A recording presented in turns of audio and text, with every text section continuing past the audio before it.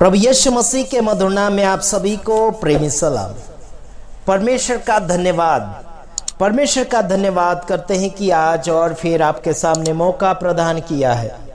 काफ़ी दिनों के साथ यानी कि बाद में आपके सामने पेश हो रहे हैं और परमेश्वर आप सभी को आगे बढ़ाना चाहता है। बल्कि जैसे कि लोग नहाने के बाद में भूल जाते हैं कि मैं क्या था क्या नहीं था, आईने में देखने के बाद में भी भूल जाते हैं उसके चेहरे के ऊपर क्या खूबसूरती थी और क्या खूबसूरती नहीं थी। उसी प्रकार से कुछ लोग चर्च जाने से या फिर आराधना सभा में बैठने के बाद या फिर वचन पढ़ने के बाद भूल जाते हैं परमेश्वर को। और इसी के कारण, भूलने के कारण, जैसे कि कुत्ता अपने चाट को बार बार चाटता है और सुवर्णी जो है बार बार अपने कीचड़ में जाती है, वैसे ही आदत इस संसार भर में इंसानों का हो चुका है। क्या मैं सही बोल रहा हूँ?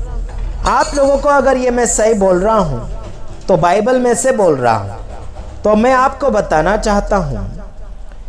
दूसरा पत्रस उसका 2 अध्याय उसका 22 वचन में लिखा गया है, पर कुत्ता अपनी चाट यानी कि छाट की ओर धोई हुई सुवर्णी कीचड़ में लौटने के लिए फिर चली जाती है। क्या लिखा? सुअर और कुत्ता क्या करता है? कुत्ता अपने चाट की ओर जाता है, छाट की ओर जाता है, जो चटरी जिसका उसका खाने का जो जगह होता है वहां पर जाकर बार बार चाटता है ना। उसकी आदत सी हो चुकी है।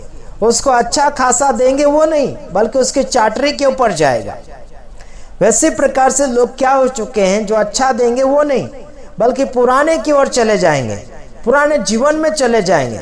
मैं ऐसे बहुत लोगों को ऐसे आजमाता हूँ हैं, तो उनकी पुरानी आदतें सामने आ जाती है। मैं कभी डांट के भी उनको परेशान कर देता हूँ, तो पुराना इंसान निकाल के बताते वो लोग। मैं आपको बताना चाहता हूँ, ये सुवर्णी यानी कि कीचड़ में चले जाती है। इसका मतलब है कि इंसान कितना भी सीखता है, कितना भी सिखावे से बार बार पुरानी बातों में, पुराने व्यवहारों में, पुराने रीति रिवाजों में घुसकर अपने जीवन को इस्तेमाल कर लेता है। ये इनको कुत्ता और सुअर कहा जाता है। फिर कहेंगे हमें डांट रहे हैं, फिर कहेंगे अशुद्ध शब्द बोल रहे हैं, फिर कहेंगे ऐसे शब्द पास्टर या फिर विश्वास करने वालों को या फिर प्रचारक लोगों को सब शोभा नहीं देता है कहते हैं। तो यहाँ वचन में क्यों लिखा है? इन संसार के कुत्ते और संसार के सुअर के ऊपर ये बातें लागू नहीं होती। ये बातें तो इंसान के ऊपर जा रही है, जो चटरिया कुत्रा है, चाटता है बार बार, वो उसी को चाटता जो पुराना है, नए को छोड़ दिया और पुराने को चाट रहा है। उसी प्रकार से यहाँ सुवर्णी को निहला दिया, बल्कि वो अपनी आदत से मजबूर है। उसका कोई है, उसका स्वभाव ही वैसा है, वो कीचड़ में रहेगी। उसी प्रकार से वो इंसान स्वभाव से मजबूर है, जो कीचड़ में वापस लौट कर चला जाता है और अपना स्वभाव प्रकट कर देता है। आजकल संसार भर में सेवक सेविका भी यही करते चले जा रहे हैं। हम आपके ऊपर आरोप नहीं लगा रहे हैं, बल्कि आपका कारनामा वचन के द्वारा निकलता चला जा रहा है। तो मैं बेकसूर हूँ, आप कसूरदार होते चले जा रहे हैं। फिर कहेंगे दोष मत लगाओ। हम दोष लगाते हैं तो कैसे लगाते हैं? जो दोषी है उसे दोषी कहते हैं और जो निर्दोषी है उसे निर्दोष कहा जाता है। तो आपका क्या ख्याल है? आप निर्दोष रहना चाहते हो? आप परिपक्व परमेश्वर के नज़र में रहकर जिंदगी को बनाना चाहते हो? हैं जी? क्या कहना चाहते हो? इज्जतदार अगर बनोगे तो हम आपका इज्जत करेंगे। आप इज्जतदार नहीं, आप बेशर्म हो और आप क्या है, निक्कमे हो। तो आपको क्या कहूँ मैं? फुलहार चढ़ाऊं? ऐसा तो हो नहीं सकता।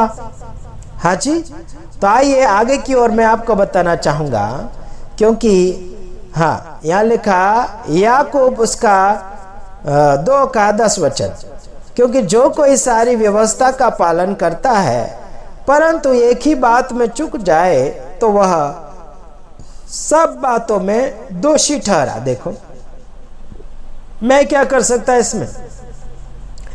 वचन ही आपके ऊपर दोष लगा रहा है।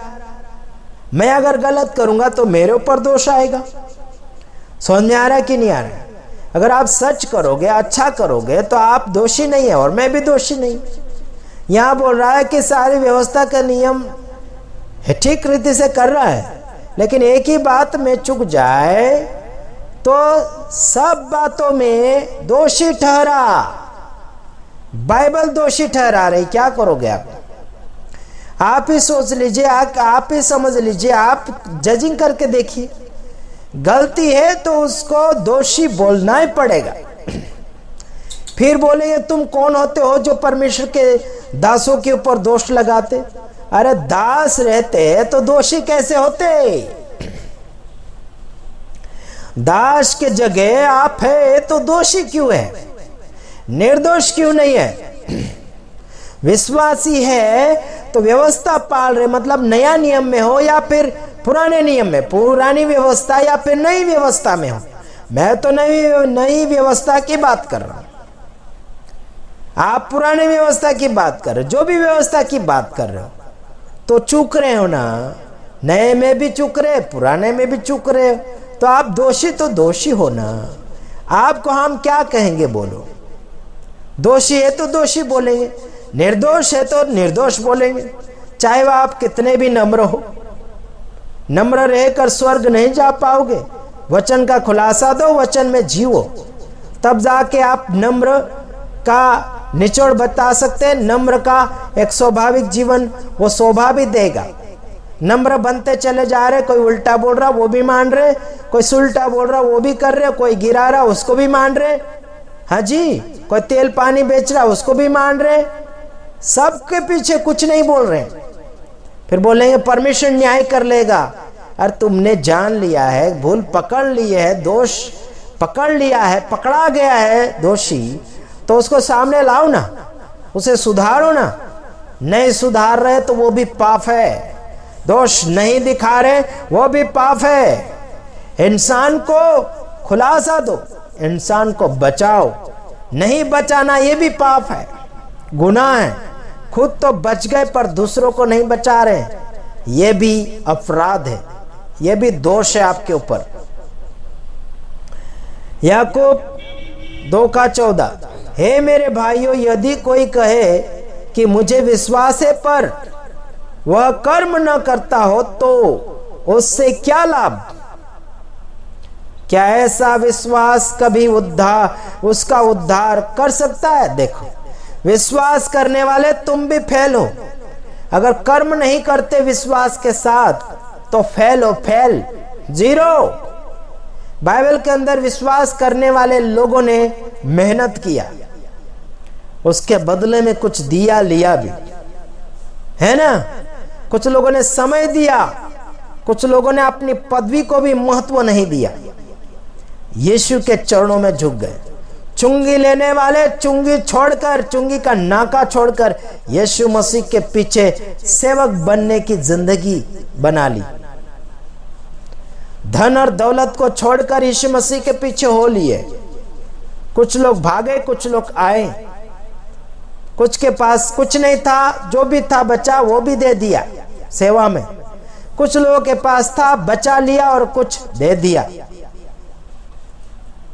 कुछ लूटने वाले थे, कुछ खाने वाले थे, कुछ देखने वाले थे, कुछ घूमने वाले थे। ऐसे आज के समय में भी ऐसा चलता चला आ रहा है।